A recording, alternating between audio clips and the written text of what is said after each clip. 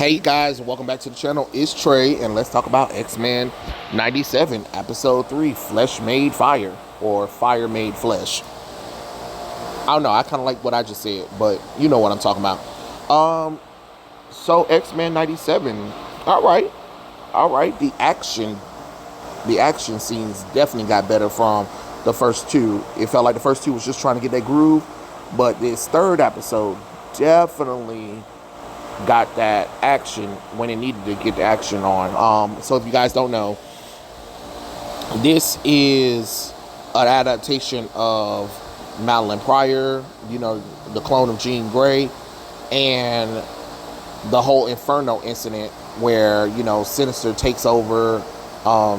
Sinister makes his move against Madelyn Pryor or whatever, and she gives into her dark impulses and becomes the Goblin Queen, which I am so glad in the anime, in a cartoon show, that they didn't cover up her whole body, because I saw the toy and they covered her up, and I was just like, man, come on, you know what I'm saying? But then you look at the actual show, they really showed her off, which is kind of crazy, because once again, y'all can understand the X-Men right here, but what about in the comic books? How come you can't understand that?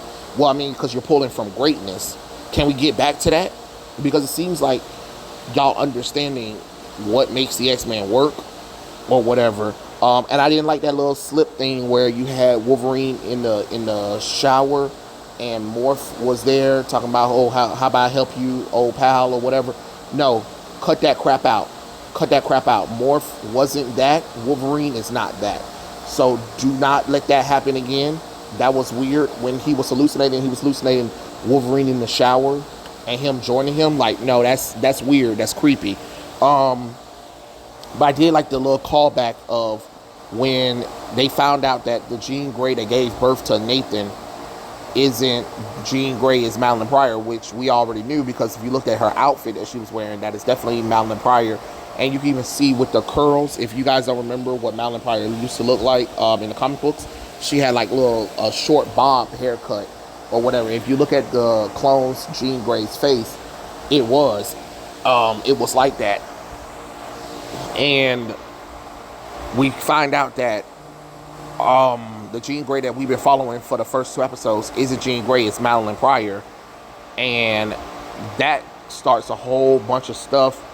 And Jean is trying to piece everything together while Goblin Queen done unleash her forces, which is kind of crazy because she done already got her Goblin Queen powers before anything else. It's just like, well, damn, y'all didn't even give this a second. And that's another thing, that's a criticism that I have of the show so far, is you're moving too fast. You're not letting the stories breathe. Because what should have happened, it should have been a struggle of control, and then her finally giving in to Mr. Sinister. And then the next episode should have been, you know, the X-Men versus Madelyn Pryor. And then the next episode is, or, you know, part of the end of that episode is them freeing Madelyn from Mr. Sinister and getting saving Nathan or whatever. That's what should have happened. But it was kind of cool that they did another callback to Dante's Inferno, which, of course, if you guys read the Inferno comic book or whatever, that was a big, massive crossover event. So I felt like the Goblin Queen entrance wasn't strong enough for me personally, because since that's such a major event, and since that has something to do with, like, you know, Cyclops' brother, and I think the Fantastic Four and the Avengers, it's been a while since I read the comic book, but there are some characters I would have loved to have seen, you know, just to kind of be in there or whatever. And then Morph transforms into Magic, which that's strange, because when we saw Magic in the X-Men, the animated series, she was a little girl. So I don't even know when did that happen. But then another thing is Gambit was hallucinating Rogue and Magneto's relationship in the Savage Land, which is kind of strange, because that means Gambit is aware that Magneto and Rogue had a fling beforehand, because if that's the case, how would he know that Rogue and Magneto had a fling in the Savage Land? You know what I mean? I'm just saying. And of course, it was kind of like a little origin of Jean Grey and how she became Jean Grey or whatever. and how they were the Phoenix, but they don't know when they were switched or anything. So I'm thinking she was probably swapped out with the whole end of, I would say, towards the end of the Phoenix saga is what I believe. When she killed herself and then the Phoenix revived her or whatever, and she kind of stayed in the hospital for a few. I think that's when Mrs. Sinister, kidnapped her and cloned her before Scott and them got back or whatever. So that's what I'm thinking. It was really cool to kind of see blood too. I ain't gonna lie. I was like, oh snap. And like I said, the animation was really impressive. So, so far, 3 episodes, y'all might prove me wrong. Because I know everybody want to be like, oh, you don't know what you're talking about, Trey.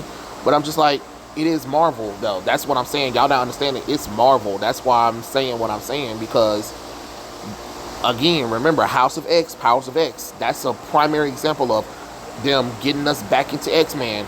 We're loving it. And then we get to the finale, and they screw everything up, and it just turns you off. So that's why I'm still cautious about it.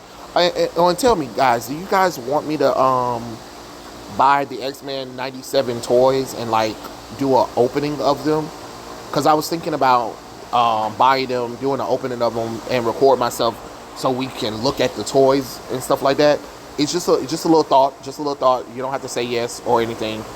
Well, I mean, not right now, but in the comment sections, let me know. Because I was thinking about it. Because I kind of wanted to review the X-Men 97 toys. But I was just like, I don't know if anybody would care about it. So just let me know. And we'll go from there. But I ain't really got no complaints, honestly. Just a few little nitpicks here or there. But one thing I really want the show to do, but it's probably too late. Slow the hell down. Slow the hell down. Because when I was growing up, there was a lot of 2-parter, 3-parters, 4-parters, and 5-parters when I was growing up. I know these kids today don't understand that shit, but that's what happened with me when I was growing up. So a lot of shows used to have, put so much stuff in the episode that when the episode was towards the end, bam, it goes off and you have to wait. I want that anticipation.